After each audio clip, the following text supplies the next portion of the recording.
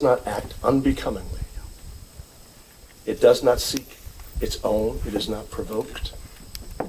It does not keep record of wrongs. It does not rejoice in unrighteousness, but rejoices with truth. Love bears all things, believes all things, and hopes for all things. Love endures all things, for indeed love never fails. The New Testament reveals that happiness comes from putting the other first, rather than oneself. Ephesians chapter 5, verse 21 says, "Be subject to one another in the fear of Christ. Wives, see to it that you respect your husbands." Husbands, love your wives, and just as Christ loved the church and gave himself up for her. Rochelle and Ed have chosen to do personal vows to one another. So take it away.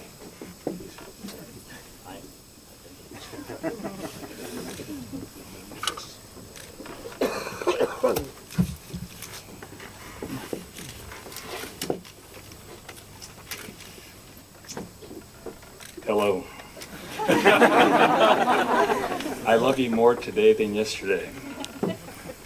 I only have eyes for you. Sugar. You shook me all night long. Oh, I'm sorry. I pulled out the song list by accident. Sorry about that. I'm a little frazzled. I was working on this kind of late last night. I have a problem with procrastination, but I'll tell you about it tomorrow or maybe next week sometime. Okay. I'm just so glad that you get my sense of humor. Not everyone does. That was one of the things that first drew me closer to you. Also, your eyes caught my attention. You have amazing eyes. I'm an eye guy, so I should know. They say that the eyes are the windows to the soul. And in your case, that's very true. So much of your inner beauty emanates from your eyes. I have loved getting to know you. I have never met such a caring, kind, generous, and compassionate person. The way you take care of everyone and make it look so easy is amazing. It's just part of who you are. It's effortless for you. And it's not just with family and friends, but with strangers even, especially older people. You just, you just love them and take care of them. Early on, I was honored to call you a friend. I could always just be myself when I was with you. I've always held you in very high regard. So high that I never thought I had a chance with you. I had always thought with all these wonderful qualities and supermodel looks that you were beyond my reach, that you were just out of my league. Other people saw the potential for a connection way before we did. Sophie and Avery gave us a lot of nudges, but we were still hesitant. Then one day at Home Depot, I saw that you were smitten with an 80-year-old gentleman, and I thought, maybe I have a chance. Yeah. But then I broke out into a cold sweat when I realized I might be too young for you. We went from friends to best friends and then to much more. You have welcomed me into your heart, your big, beautiful, arrhythmic heart. Maybe 3 people get that joke. We have welcomed each other into our families, and we have found even more love. We have grown together in our faith and our love for God. This is our foundation. I feel so blessed and honored to be here with you, here and now, and for the rest of our lives. I love you and respect you beyond measure, and always will, faithfully, unconditionally, and with all of my heart. I love you.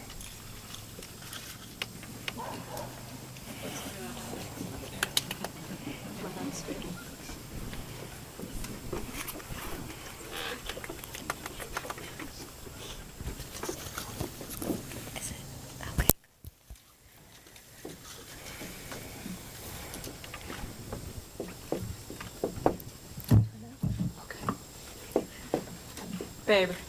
Because I have a hard time calling you Ed. I'm so proud to take you as my husband today. You are consistently loving and kind-hearted in all aspects of your life.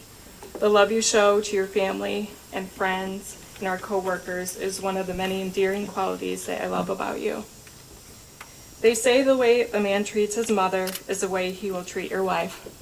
I am truly blessed. You've always encouraged me, supported me, comforted me, and always protect me. You make me feel adored. I promise to always do the same for you. You know I'll always be your biggest fan and promise to get feisty when defending you. You're so important to me. I'm so happy to be adding you to my family. My dad isn't here today, but would be so happy that I'm marrying you. Shoot. Okay. Thank you for holding me when I miss him and listening to me when the memories come. My love for you is multiplied today, not only by adding Sophie and Sullivan, but entire loving Stack family. Thank you for showing Audrey, Avery, and Nolan lots of love and being a positive role model in their life. I can't wait for you to grow old. I can't wait for us to grow old together. I'm excited for the adventures we will have, the home we'll build together with our kids, and see what God has in store for us. The furniture has been moved. The curtain has been opened. It's been worth the wait to stand here today and tell you I love you. You are making me a better person today by making me your wife. My heart can rest now knowing the joy and love I have with you. I love you.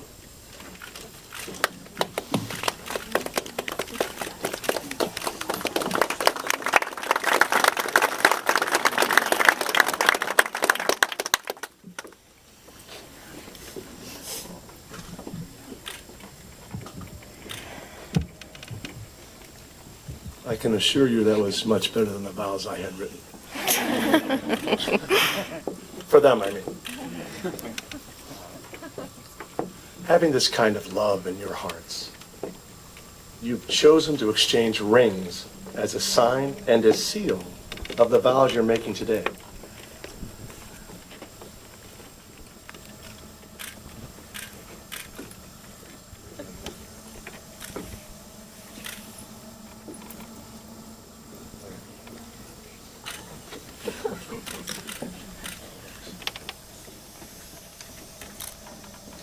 Ed, please take this ring. Excuse me.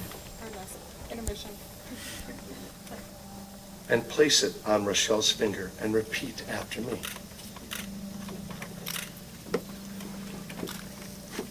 Rochelle, I give you this ring Rochelle, I give you this ring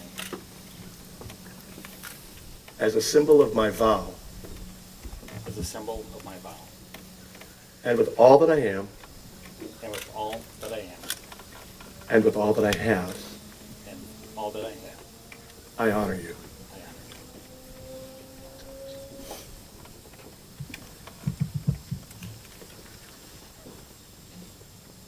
Rochelle, please take this ring and place it on Ed's finger and repeat after me.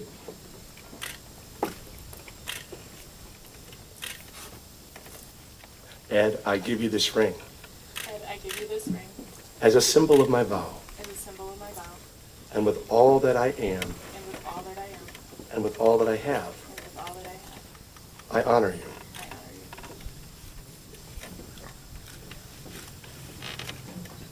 I have an uncle who is a retired priest, and he's probably married as many as close to 1,000 couples by now.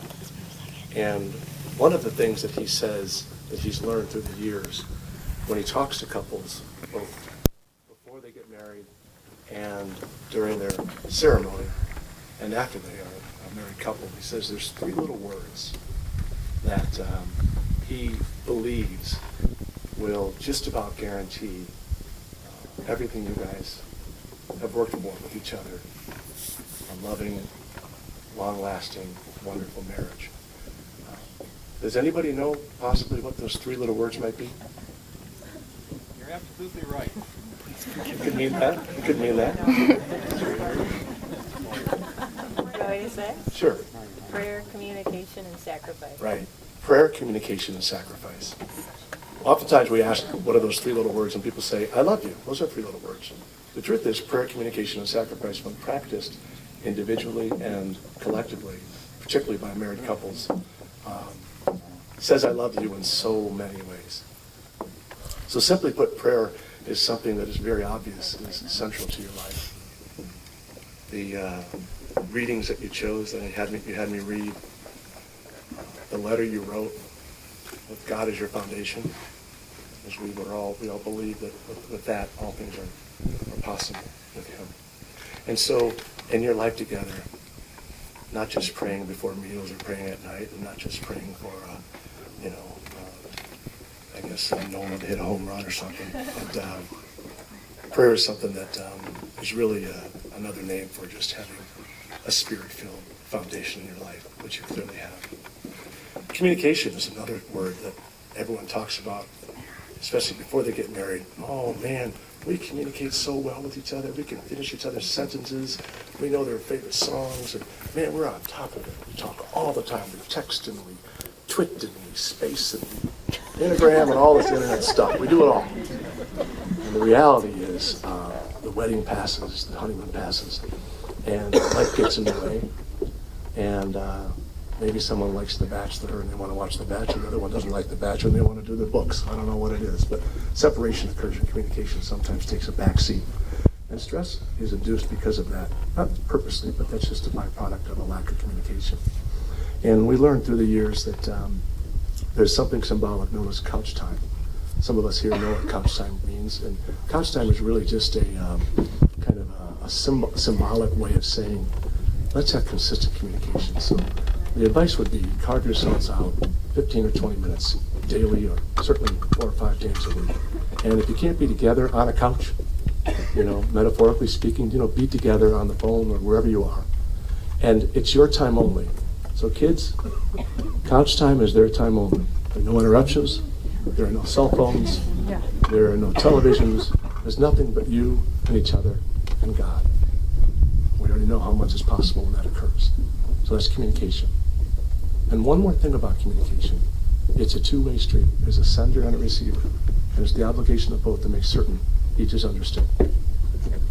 The last word is sacrifice. It's also a term that we use compromise, sacrifice, but ultimately the idea of considering one another before making decisions that might impact the other. And it's a change for you. You're just starting out today. But that's important. And when you realize that you have someone else that you care so much for in your life, it actually becomes much easier, and it really isn't a sacrifice at all. So what are those 3 little words again? Communication, sacrifice. Right. And one tip I have for you, maybe somebody can give you a Christmas gift someday, and take those 3 little words and put it in a stained glass and hang it up on your wall or somewhere in your house. And never forget this day, and never forget those words. Now that Ed and Rochelle have given themselves to each other by solemn vows before us and before God, and have shown their affection and trust by the giving and receiving of rings and by joining of hands, we therefore say, what God has joined together, let no man or woman separate. I now pronounce you husband and wife. Ed, come on, kiss the bride, will you?